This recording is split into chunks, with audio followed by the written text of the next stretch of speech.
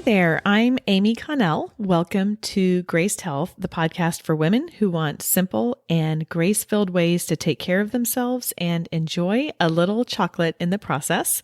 I'm a certified personal trainer and nutrition coach who wants you to know your eating, movement, and body don't have to be perfect. You just need to be able to do what you are called to do. Welcome to season 7. Can you believe it's 7 seasons in? Oh my gosh, I can't. Of this podcast called In Our Cultures. I first got this idea for this kind of season back in maybe December or January of 2020. I remember talking with one of my basketball mom friends about it. My family was starting to talk about summer, where we wanted to vacation, and I started thinking about how I could serve you, the listener, while you were on your summer vacation. It occurred to me that many of us travel over the summer and we find ourselves in places that offer fitness classes that aren't in our usual workout regimen or what is usually available to us. I envisioned you on a cruise ship, just getting on board, looking at the class offerings, or maybe on a retreat in Costa Rica. And I thought to myself, we should talk about all kinds of fitness here on this podcast, not just the kind that I train and that I coach. Well, I don't need to know you to know you probably did not take that cruise or go to Costa Rica in the summer of 2020. Thank you, COVID-19. I'm not going to venture to guess when things are going to open up enough to do that, but I think this is a good time to go ahead and have these conversations. I'm really excited to introduce you to Mary Cable. I met Mary through our local gym when we both taught there. Mary is known around here as the instructor if you want to experience a Zumba class. She is a hot ticket and loved by all. You're going to find out why. Today we talk about Zumba, its origins. We talk about how it's like a gateway drug into the gym. Those are her words that I think was a really great example. And then we dig into the Latino culture surrounding food, family, and celebrations.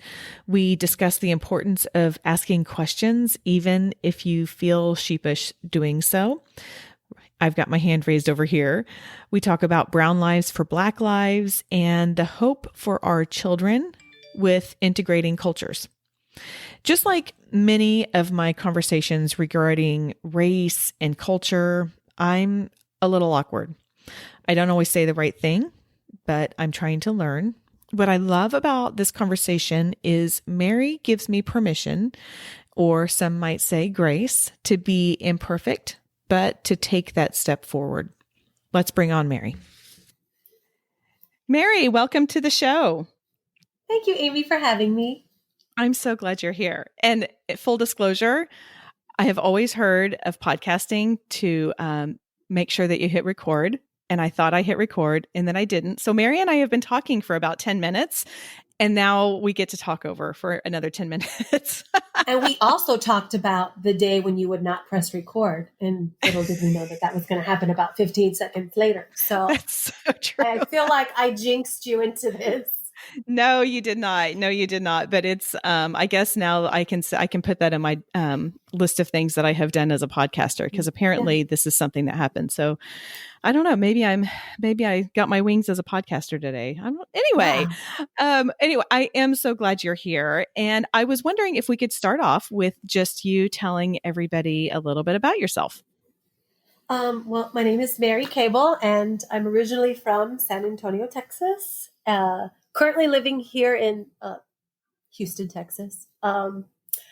I have a background in dance. I actually have a bachelor's and master's in dance, and I'm a professor of dance, and kind of fell into Zumba after getting my master's and moving to Las Vegas with my husband, and seeing that there wasn't a lot of jobs available for dancers who wore clothes. I fell into Zumba at the gym, taking classes, and then realized, hey, I could do this. And then it began, and I actually worked with the Zumba company as one of their choreographers, which they call Zumba Jammers, who teaches choreography to all the instructors.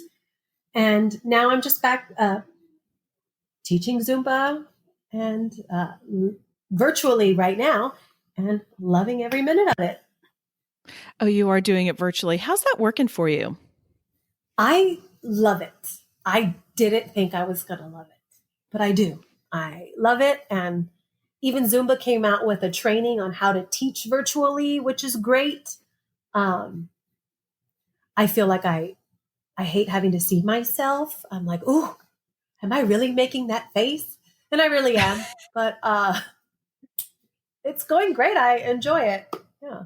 Yeah, it has been a learning curve for sure. I've done various forms of training and classes online during COVID, and I'm feeling a lot more comfortable with it now. I know at the very beginning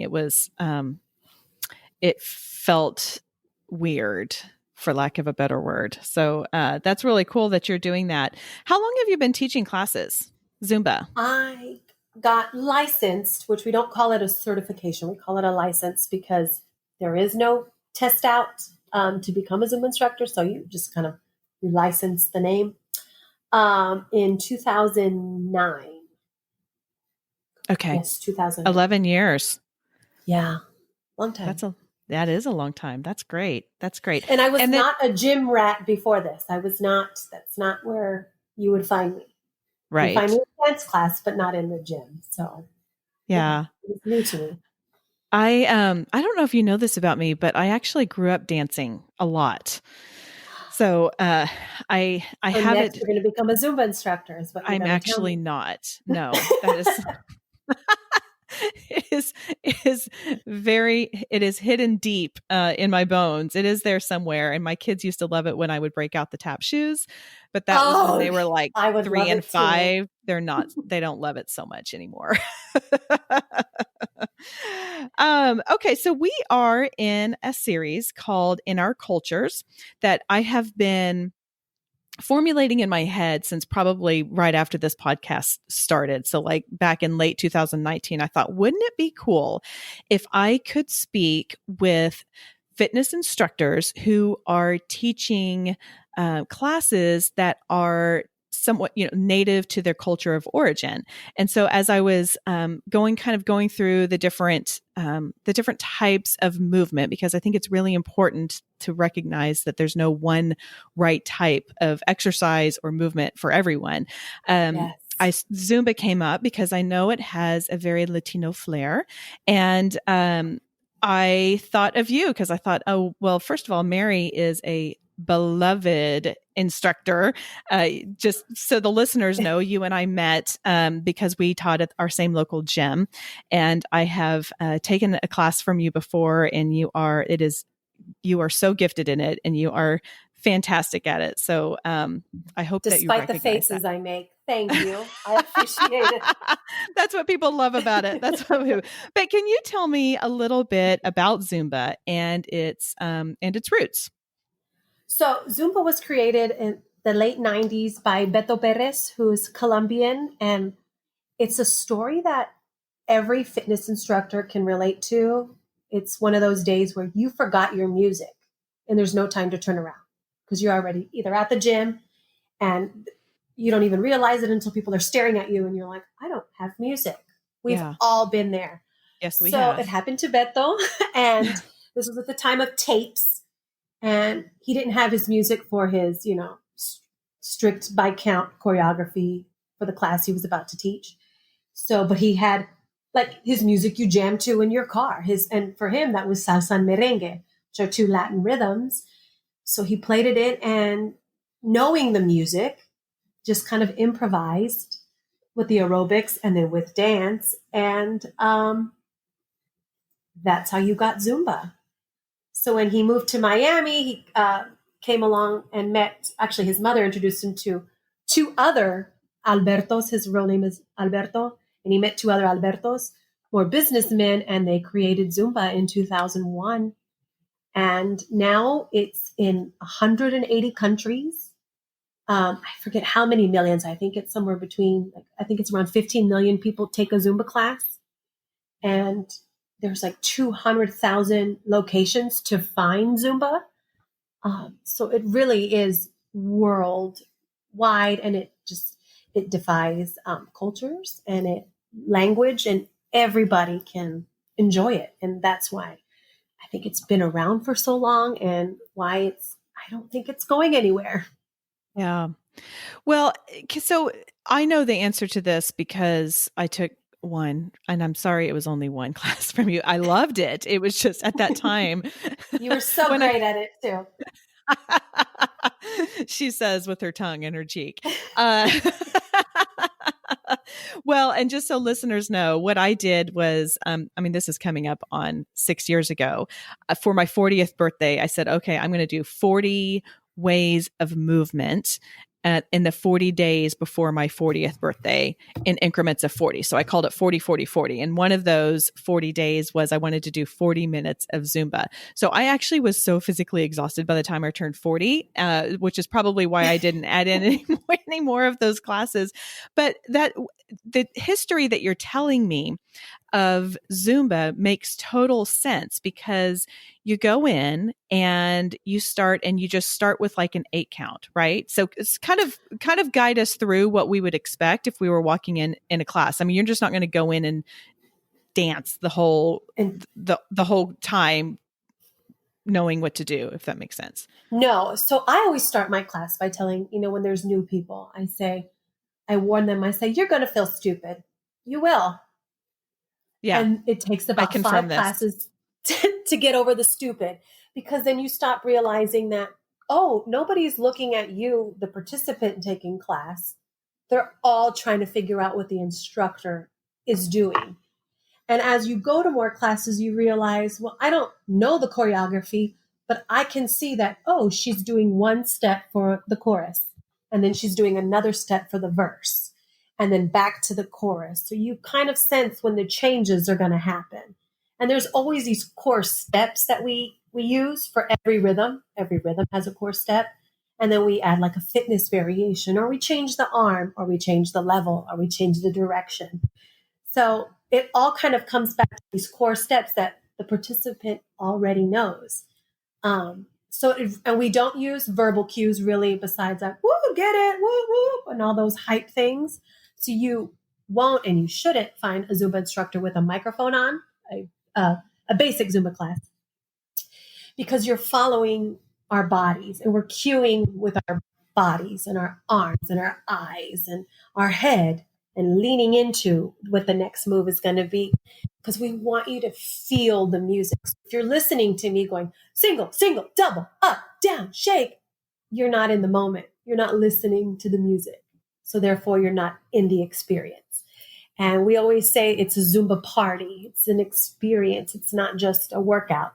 It's a party. It's fun. It is. And that was one of the things that was weird for me when I first attended that class. I was like, she's not telling me what to do. I am a rule follower, Mary. I need to know exactly what you want me to do. And when the new move is going to happen. Yes. Exactly. It takes 5 classes to kind of get over whatever preconceived notions you have from previous classes, or you're like, what's going on in your own head? Like, how do I look? I look stupid. Everyone's looking at me. After a while, then you really kind of lean into the experience. Right. Yeah. And that's consistent with what I tell people in other fitness classes. I'm like, I used to say, give it 3 times. Like when I would teach spinning, I'm like, give it 3 times. You're going to hate it the first time.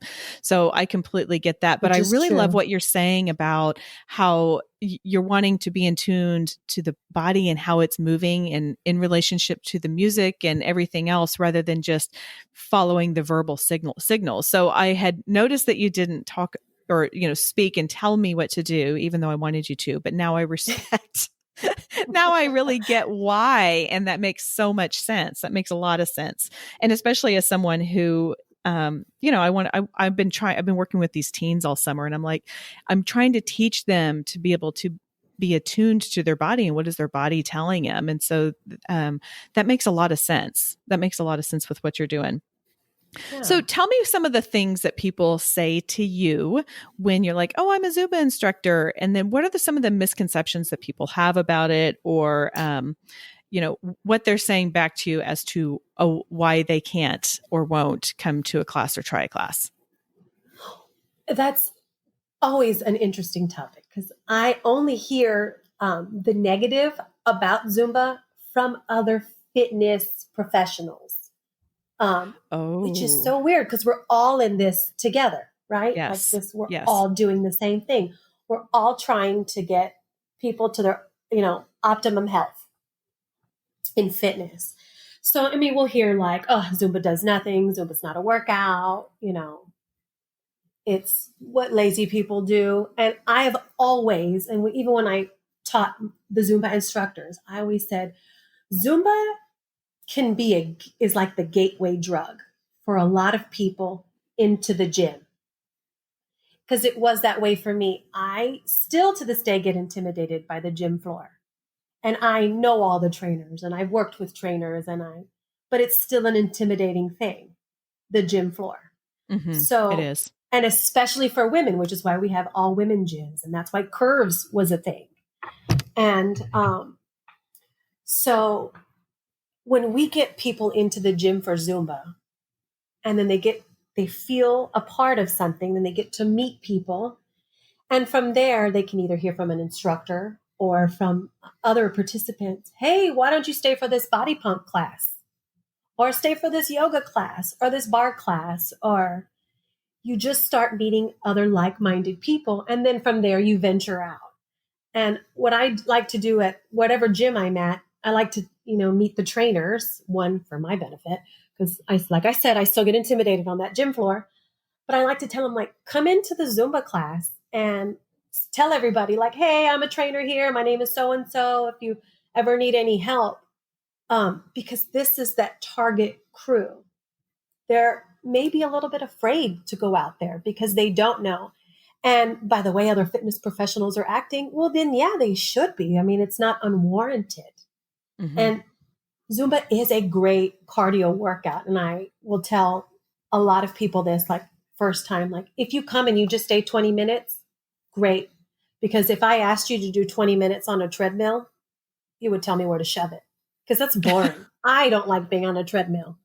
But if you're just moving, even if you're not going the same way I'm going or at the same intensity, you still moved for 20 minutes. And that was better than you previously had ever moved before. So there we go. You've made a new goal for yourself. And so I feel like Zumba gets people to a place where they appreciate their body and they want to push their body and their mind in fitness. And so then they try new things. And then also people love Zumba just because I don't have to think. I don't have to listen. I can just feel and my body's moving and it's better than just staying home. So I don't like when anybody knocks. Any fitness program, but especially Zumba. Oh, absolutely. Yeah, that's so true. And the other thing that I noticed, not only when I participated, but also, you'd kind of peek your head in or whatever and look at, is the smiles. I mean, you Yes, can't do a Zumba class without smiling. It was so fun. I mean, like pure fun. it is. It is just, it's fun. And it's fun to see other people having fun. And when I tell people to let loose, I mean it, especially as women. And if women of our age, there's very few places or times in life now that we can let loose without someone saying, "Ooh, what's she drinking? Oh, she drunk. What's she smoking? Ooh, that girl's mama's crazy." But if you're in a Zumba class and you're twerking and you're shaking and you're getting down on the ground, nobody's judging you. If anything, they're going, "Woo, woo, get it, girl, go, Amy." And it's just, it's a release because there's nowhere else. Like you can't even do that at the club because people are looking at you like, oh, there's that lady, that crazy lady. Because Hmm. we're just judging people. Like, so in Zumba, I always feel like it's a judge free zone. Like, yes, Amy, if the spirit is guiding you to drop it into the splits, go right on ahead. and then just get back up. I'll help you. Here's my arm. I will not be doing the splits anymore. But, it's funny. I don't know if you know who Glennon Doyle is. She had, gosh, I can't remember the name of her blog. Momastery is what it was.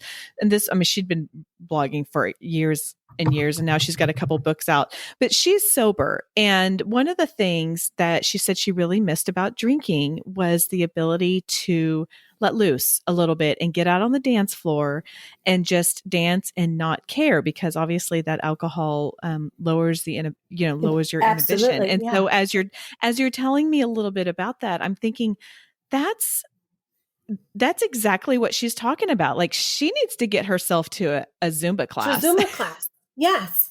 I mean, I will see some of the most unassuming women, like maybe in their 70s and very kind of prim and proper, say, can you play that hip hop song with the gunshots where we smack it? I'm like, oh, yeah, sure, Nana. And it's just, but I mean, everyone's lived lives and they just want to release. And by you doing that, I'm not saying, oh, look at her, what kind of life is she leading? She just wants to have fun.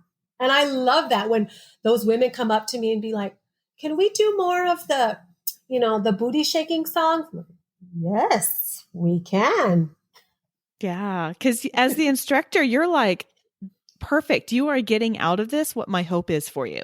You're not Yes. passing judgment or anything like that. You're like, all right, we're there. We're getting you my goal. Yes.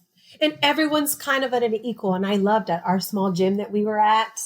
You kind of know everybody, but then to see them in Zumba and be like, oh, all right. There's another part of you there. All right. Okay.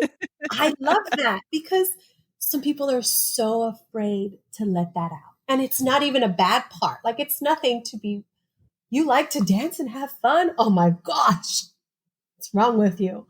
So I think it's just, there's something that's people don't get to release in their everyday lives. Yeah. I agree. Now, what would you say to someone who's like, oh, Mary, that sounds like so much fun, but I can't dance?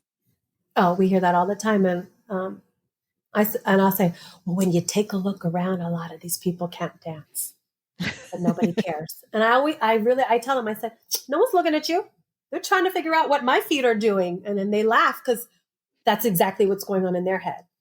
They're trying to figure it out. And I'll say, don't try to dance like me. Like, in my mind, I am J-Lo up here. But I know when I look at myself in that mirror, I'm like, oh, that ain't J-Lo. But if you're pretty darn close. You're pretty darn close. Say it louder for all the listeners to hear, please, Amy. It's not about being a great dancer. And I've seen instructors who are great dancers and terrible instructors because they're putting on a show. And yes, a little bit of being a Zumba instructor is you're a performer. But it's not about everybody watch me and see all the great things that I can do that you can't do. Because they're not going to walk out of that class being like, oh, she was a great dancer. Da, da, da. What keeps them coming back is that they felt successful. Like, oh, I know I didn't look like what she was doing, but I kept up. Yeah. Right. I'm going to come back and I'm going to get better each time. So no experience necessary with Zumba. That's it. Yeah. Yeah. Yeah. That's great. That's great. Can we shift a little bit to, one of the things I'm wanting to explore in this series is the different cultures, not only their influence on the modes of fitness, but also just in general. So I was wondering, since I didn't know Zumba was from Colombia, so that I learned something new today, or at least the founder was from Colombia. Okay, so this is something I have been hearing a lot of, and I have just been on this journey of listening and learning to people of color in general recently, and I have been hearing LatinX.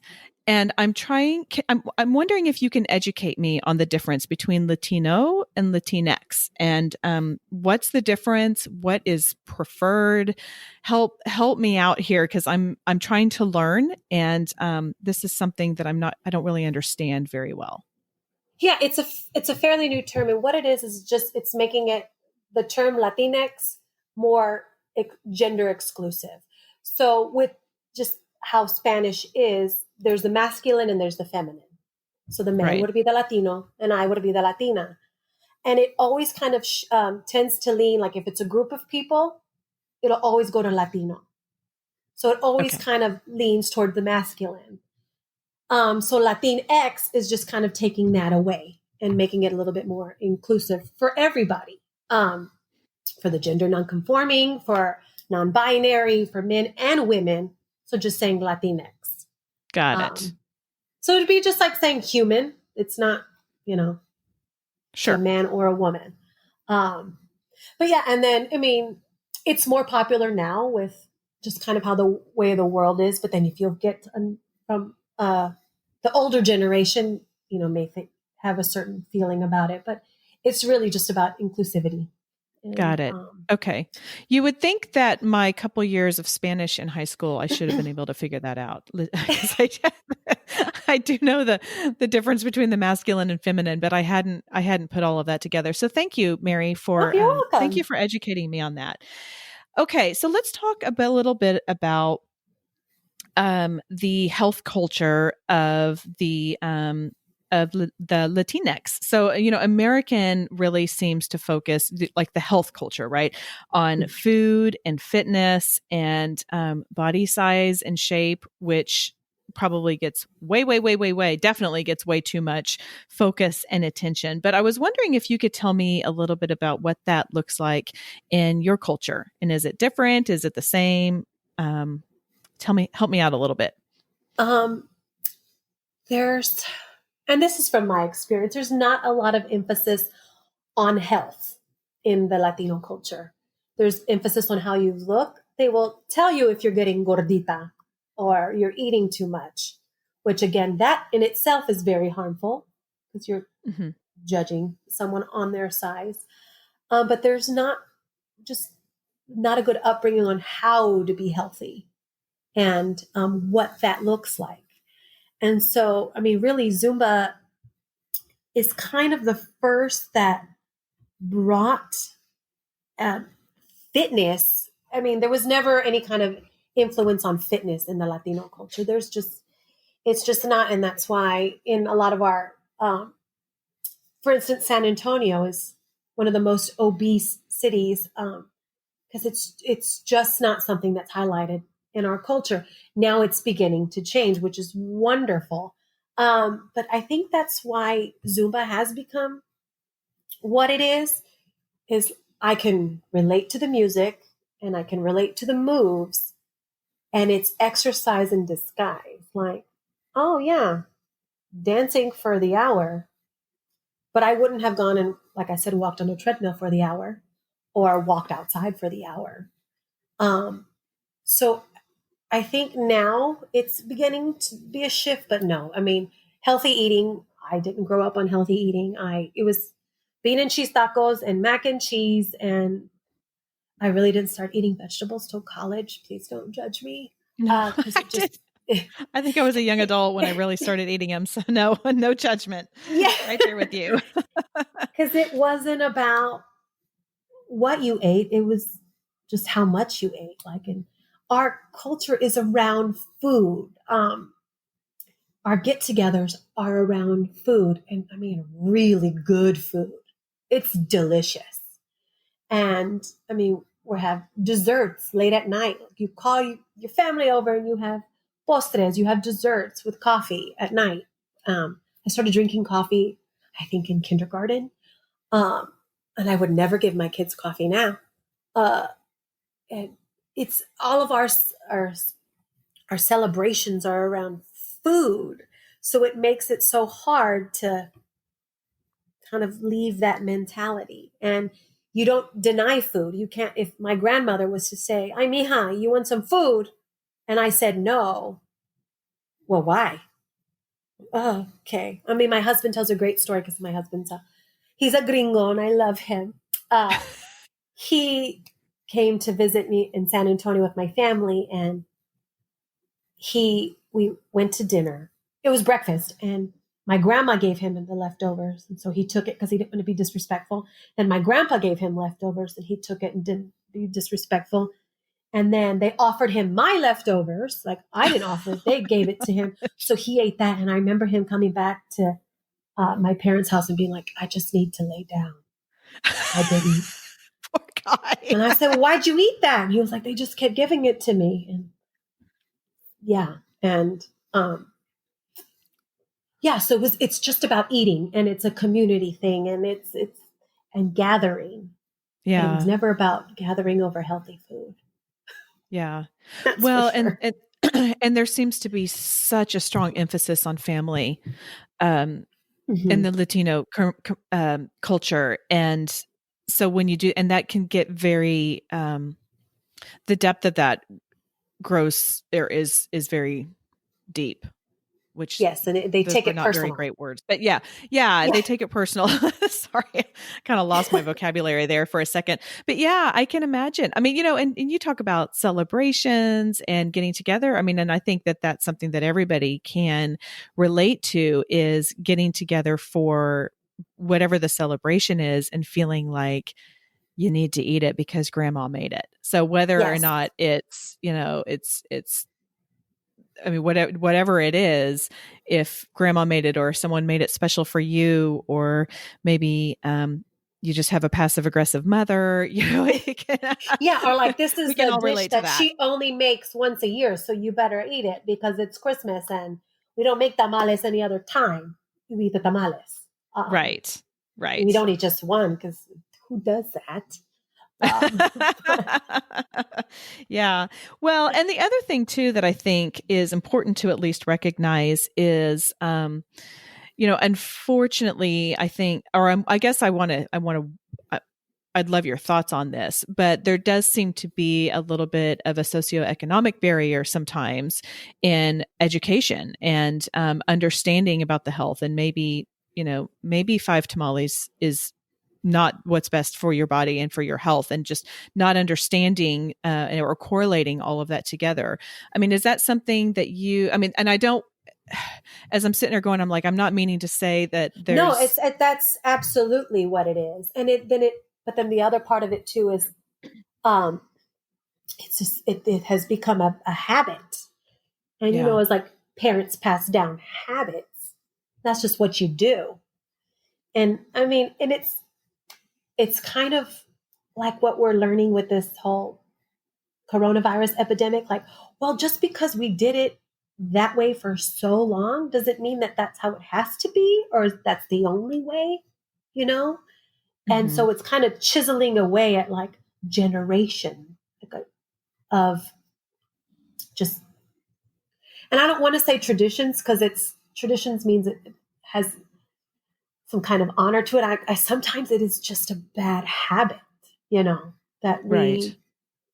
I've seen it The where, repetitions of what we do, yes. and those, Hmm. yeah, and I think that there's a lot of brain science that goes along with that, and you know smells and sights, and then just what we have seen over and over and over again, or experienced over and over and over again, then that's our default. That's what we know because Hmm. that's the quickest way from point A to point B. And there's also a lot of people who rely on, like, well, that's part of my identity. Well, Yeah. yes, the food is part of it, but there's a healthy way to go about that. Right. So it's just a lot of generational customs that are maybe have to be chipped away because it's maybe it just that was the way you did it then, and it could be a little bit different now, and it could be a little bit more conscious now. Do you think that's changing? I mean, are you starting to see it's going to be a slow shift no Oh, matter what, but do you feel like you're seeing any any changes with that?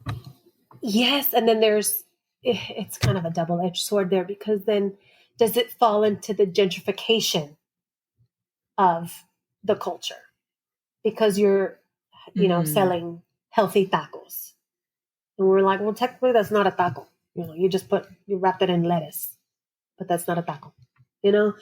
Oh, yeah. And it's usually coming from somebody outside the culture. Um, Anthony Bourdain would talk about this, how Latin food, and I think he at this time specifically talking about Mexican food, how we want it to be cheap. It has to be cheap. Like, we're not going to pay for cuisine Mexican food. Mm-hmm. We'll pay for cuisine Chinese food, Japanese food, but Mexican food we're not going to pay, even though it's no different. Quality is still the same. The culinary techniques are still there, but people don't want to, Yeah, they don't want put to pay in. up for it, for They don't want sure. to pay up for it, and so Yeah. then if somebody else, some chef who is not from the culture, oh, well, I'm going to make it this way and add the cauliflower to it, and I'm going to charge you double. It could fall into that gentrification line. Now it's starting to see where people from the culture are lifting up the food and the health side of it. And then even people from outside the culture, but who have really taken the time to appreciate the culture and studied it, and not trying to just change it for their benefit, but maybe just to heighten it. Rick Bayless is one I always think of. He spent his time in Mexico and is, probably one of the very pure from his standpoint on Mexican food. But there's a shift happening. Definitely. It's just, again, like I said, the fine line of, does it become gentrification? Hmm. I'd never thought of be- it that way. Yeah, but you're so right. I mean, we do. You just tend to want cheap Mexican food. That's true. And pulling, and then all of a sudden,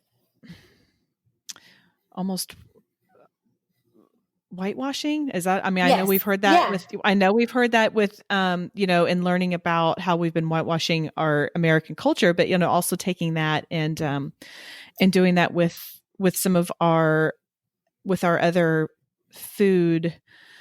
It's like Chipotle. You'll pay whatever for Chipotle, but if you went to a taqueria, you wouldn't pay that. Right. Even though Right. what you're getting at the taqueria is more authentic and actually has Right. been not mass produced. Okay, so I have a story for you. It's really so. I grew up in Oklahoma, and I lived in a couple different cities there in Oklahoma, and I moved down here 16 years ago. When we moved, my now 16-year-old was an infant, and I was home a lot. And so, I was new to Houston. I was new to Texas. And, there are some cultural differences here.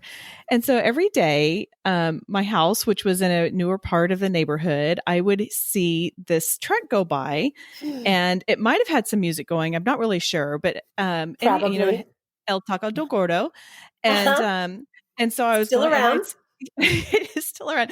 So I would see it driving by and driving by and driving by. And finally one day I was like, I guess the kids in Houston want tacos and not ice cream. I still agree with that sentiment. Yes, I would rather have tacos than ice cream. Yeah, because I didn't understand that there was there was a need too for from a lot of the particularly men working around Yes. here. I might have to take all of this out. As I'm saying this, I'm like, this is a little embarrassing, but No, absolutely not.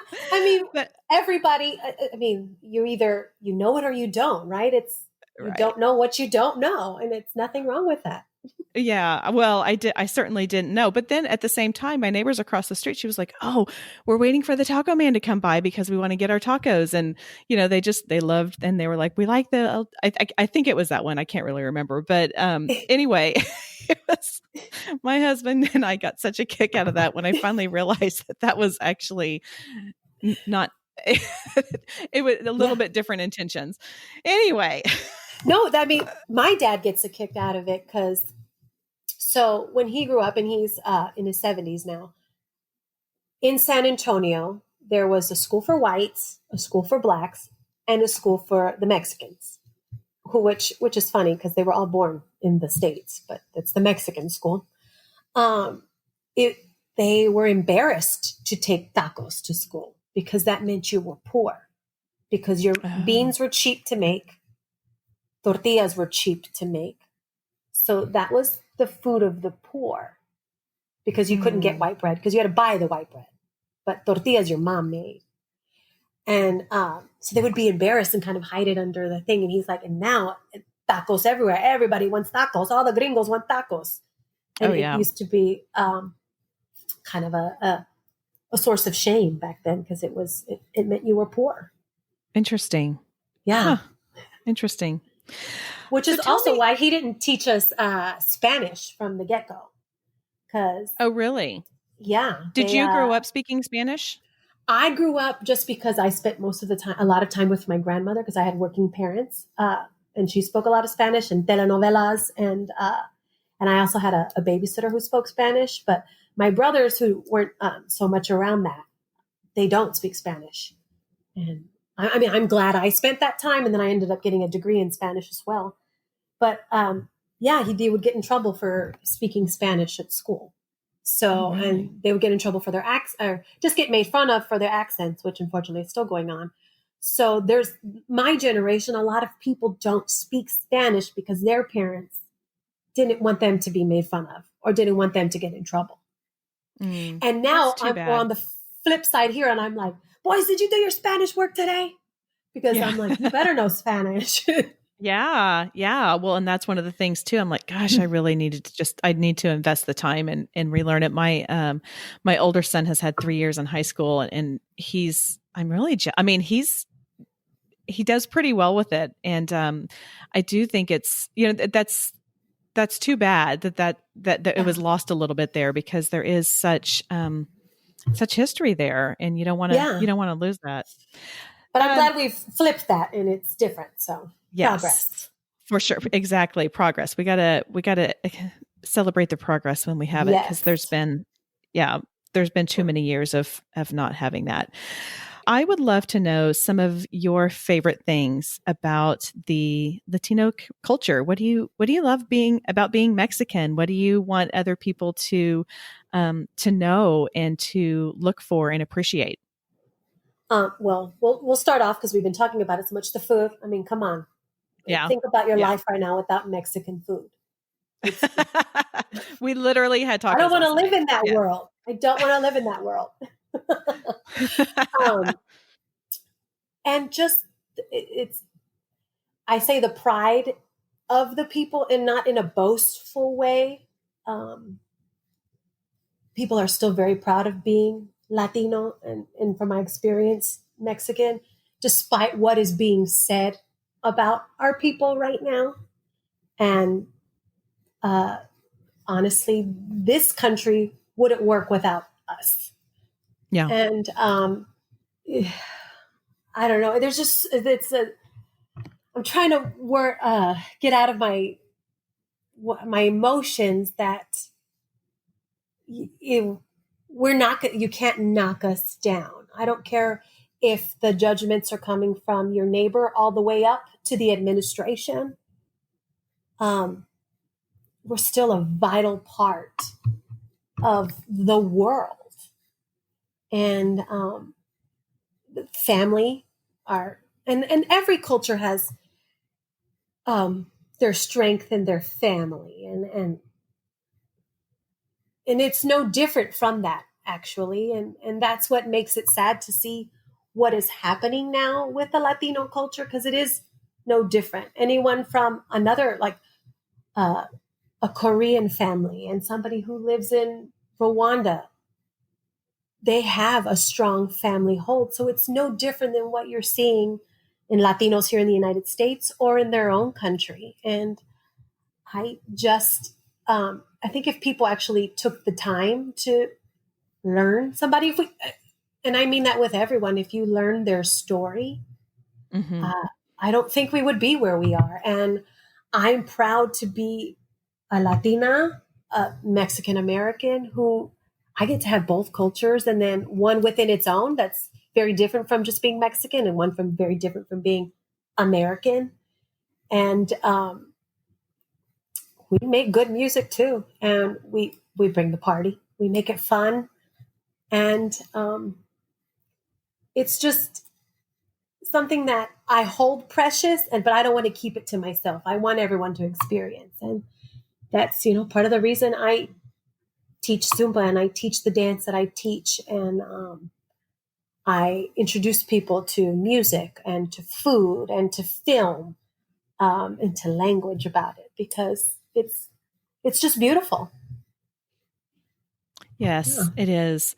Well, and I love that approach too. I mean, I think in many different aspects of my life, I try and educate without specifically saying, I want you to learn this. Hmm. I know I've been doing that. I've been doing that with my teen girls, kind of trying to plant some little seeds about, hey, it's not really about what you weigh, little things like that, because I want them to start focusing other ways. But yeah, I think leading by example is definitely what you're doing. Mary, can you go in a little bit more detail on when you're talking about everything that's happening in the country and how things are shifting a little bit? Talk to me about how you're feeling through that, and what the conversations that are happening and what you hope continue to happen. Well, what I'm seeing right now, which makes me hopeful that this time it's different, is that people are asking the questions. And where before it was just silence, and the silence says a lot. So by you asking, like, do I say Latino, Latina, Latinx? That means you're trying to make a change, and you truly don't know. And I can't knock you for not knowing, and I can't knock you for asking. I can just answer your question, because you don't know what you don't know, but you can always ask. And so I think we need to be brave enough to ask. And then two, we need to be sensitive to answering the question, and not, well, why don't you know, Amy? Come on. Like, Mm-hmm. but this is part of the learning, is asking the question and saying, I don't know. What should I say? Or what's the right way? Or, hey, how do you feel on something? And then not getting angry at the response, or not getting angry at the question. Um, Yeah. so that's what makes me, with everything happening, is that, you know, because people are asking these questions and saying, like, oh, I never thought of it that way. Thank you for even thinking, first of all. We're not, like we said, we're not applauding the progress. Thank you for thinking about that. You know, Mm-hmm. why would you have to before? You Yeah. know, so that's what makes me hopeful. Well, one other thing, since we're starting to dig in a little bit, one question I have had over the last few months. So we're recording this at the end of July. This will air sometime in September. And, we have had finally a shift in understanding about the injustice that particularly the Blacks have had. And, we've seen a big uptick in acknowledging that Black Lives Matter. And I have sometimes wondered, and I think it's because we do have such a strong Latino presence here in Houston. I mean, I think there might be more Latinos than whites, maybe. But I've thought, Well, gosh, pretty darn close. I've just wondered if there's a general feeling, and I know you can't speak for the entire culture, but a feeling almost a little left out. Like, we are discriminated against too. I mean, I see people at the grocery store getting just they're mean when someone Yes. is having a language barrier, and maybe they're speaking English but um, not very fluently, or things are lost in translation, or they don't speak English at all. And I wonder if there has been a little bit of a, like, hey, what about us? Like, we're having this, we've got this I mean, I don't need to get super political here, but we've got this wall that seems very exclusive of Yes. our culture. Discriminatory, yes. So what are your thoughts on that? um, I wouldn't say that I feel left out because I hear what the Black community is saying. And right now, yes, they are hurting. They're the house on Yeah. fire, you know? Yeah. That's true. Uh, That's true. but I like to, my thing, and I have a group of friends where we say it and we say it real and we ask the questions. And I like brown lives for Black lives. Ooh, that's I like good. that. I like Yeah. saying brown lives for Black lives. And right now, for instance, there's a whole, I don't even know what the word would be, kind of ambush on street vendors where um, they're getting attacked and getting killed and getting robbed and just getting hassled by, it's white and Black, uh, for their hustle. They're not, Mm. it's not that they're not working and are just panhandling. This is, I'm selling flowers, I'm selling tacos, I'm selling popsicles, whatever it is.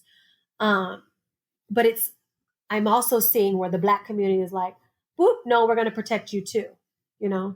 And then you'll see. So again, it goes back to what makes me hopeful is that at least now people are stepping up instead of saying, well, it's not me. I'm not doing it. Like, I don't hate Black people, so I don't have to say anything. That's not the point anymore. Right. Now you need to speak up. So I never felt left out. But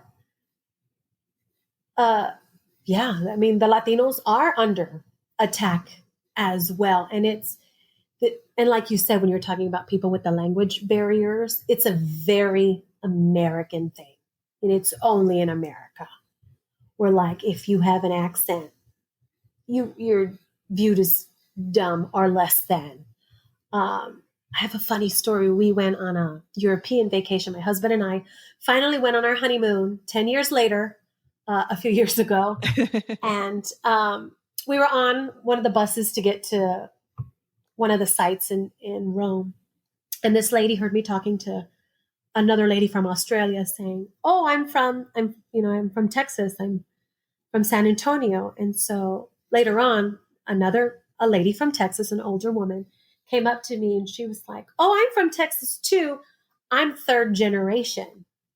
And I'm thinking, Oh, why did you tell me that? what? Why is that relevant? Yes. Why? And here I am. We're at a truck stop outside of Rome. And this older white lady is coming at me with that. And so I looked at this woman and I said, oh, I'm an eighth generation Texan. It's on my father's side. So we're talking about before there was these borders type Texan. Uh-huh. And she gave me the dirtiest look and just said, she goes, well, I know that my grandmother was born here, and huffed away. And Oh, I was just thinking, like, Mary, that's not a funny story.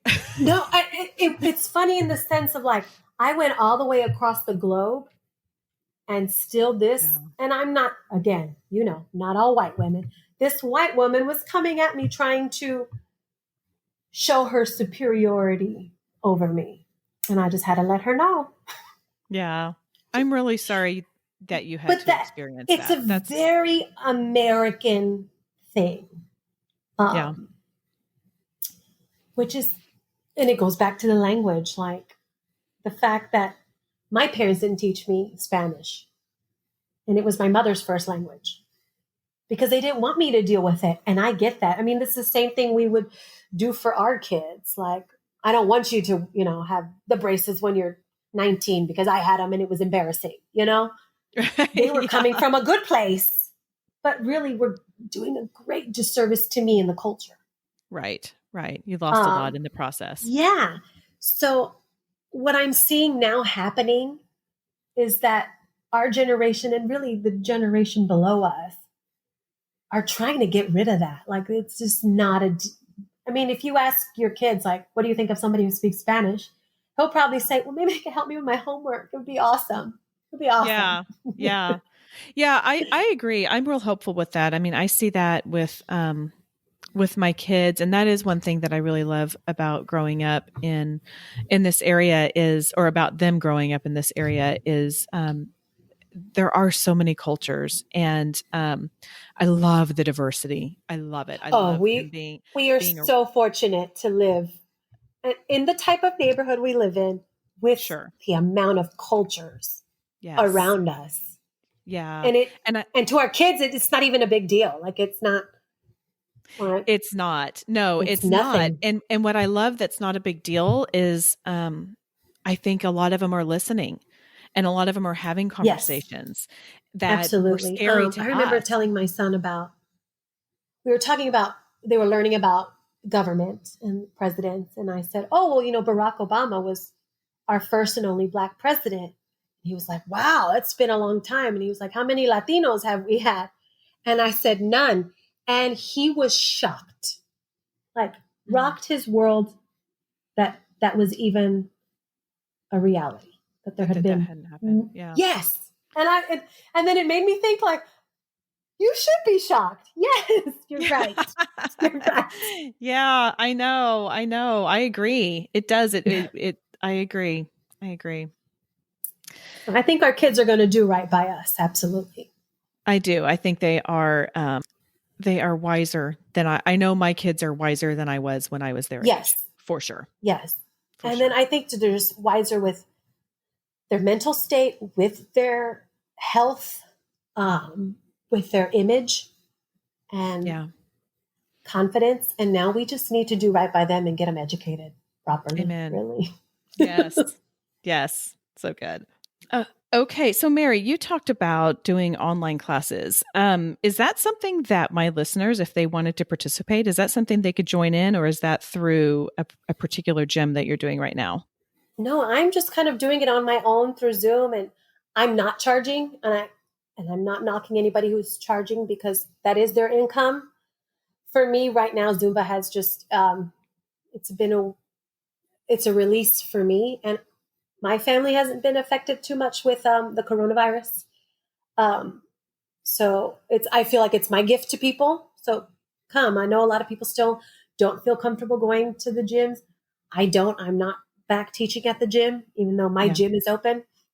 So anybody can come. You can I can give you the information, Amy, and we just pop Yeah, on tell you what, Zoom. we'll put that in the show notes. So, Yeah, Mary, I'll get that from you, and then we'll put it in the show notes, and that way people can find you if that. And then if people just kind of want to keep in touch with you or follow you, do you have some socials that you would like to pass on? I do. I'm mostly just I'm basic. I'm Instagram or Facebook, and That's all I am. I don't make You're not doing TikTok or TikTok? anything. No, I already I'm spend not too much either. time scrolling through Instagram, and I usually just keep my Instagram for like motivation. But I spend too much time on that anyway. So if I had a TikTok and a Twitter, I would just go down that rabbit hole, and I don't think I Yeah. would come back up. Yeah, so I just post it there, and I post the days. And some days I have to be like, "Sorry, guys, I need to move it because of my family life." Or one day we didn't have power, so we kind of needed that to have a class. Yeah. Um, and people will have their cameras on if they want. They have them off. And I have a lot of people on there that I don't even know that just have been spread through and word of mouth. And it kind Oh, of that's keeps us moving awesome. when we thought we couldn't. So Right. it's been great. Right. I love it. I do. Yeah. Well, there's it's just we're kind of limited. I shouldn't say limited, but it's hard to know how to serve other people right now, especially since we are supposed to stay home and not get Yes. out too much. And I fell into the same thing. I mean, when we got onto quarantine, I'm like, well, okay, how can I serve? And so I did the same thing. I did like 10 weeks of Facebook Live classes. And then I was like, and I think I need a break from this. So I'm not doing them anymore. But, and It is exhausting, right? To be online because you have to be bigger and then there's like no energy to draw from. And yeah. there's nobody to point out and be like, do it just like Jennifer. Right, right. Like you have to Well, do and the all other of it. Yeah. And my challenge too with Facebook Live, I mean, I loved it and I would have girls like join in, but I couldn't see them. And so I can't see their facial expressions because I will adjust as I go based on the not even nonverbal feedback that I'm getting from people. And I'm Yeah. sure you do too. And so now Oh, I'm all like, the time. I always call that my party of one. Like I'm like, ooh, I'm gonna do this today. And then yeah, I look up and it's just like space cadets, they're like either what is that? Or like, oh, we're just no, I'm gonna go get water. And I'm like, well, that was a party of one. We'll try that another time after I work that again. exactly. Exactly. Oh, hey, Mary, thank you so much for coming on today. I really appreciate Oh, your time. I loved learning about it. I certainly learned something new. And I want to really challenge my listeners two things. One, go participate in a class with Mary because I'm telling you, you guys will love it. You will love her. She has a smile that lights up the room. She moves amazing. just a big Um, door, really. That's what it no, is. And I'm just out there no. living my best drag queen fantasy and I'm just pretending. That's what it is. No, you're great. You're fantastic. And then the other thing too, actually, it's funny. My original thought for this whole series was to do it in the summer, thinking, okay, people are going to be traveling and out somewhere to, hey, try something new. And that did not happen, obviously, and that's why I've kind of moved it back. But as you're starting to reset your schedule, dear listeners, I would love for you to participate in this with Mary. If you've got it at your gym, if your gym is open, go try it. Just give it a shot and try it 5 times. Try it once, Yes. but Mary recommends 5 times. I recommend 5, and you don't have to stay the whole time every time. But just once you get into your comfort zone of, all right, nobody's looking at me, nobody's judging me, we're just doing that. And there's all shapes, sizes, ages, cultures, men, women, in between. Uh, you will be surprised at who does Zumba. You will. So, so true. You will fit in no matter what. Yes. Oh, Mary, thank you so much. I really appreciate it. Thank you, Amy. This is amazing. I love that you're doing this and giving a platform for people of color to talk about things that are just fitness and health in general that sometimes we're kind of left out of the conversation. Yeah. Well, that's one reason why I'm doing this. So I'm glad to send thank you. Thanks for doing that. Thank you. Are you ready to try a Zumba class? I hope so. She's fantastic. I'll put Mary's contact info in the show notes, but I challenge you to take one of her free online classes. If you have a child who likes to dance, invite them. You may create a fantastic experience with them. I heard one time, and I wish I could remember where I heard it, but the quote was, "Experience builds trust."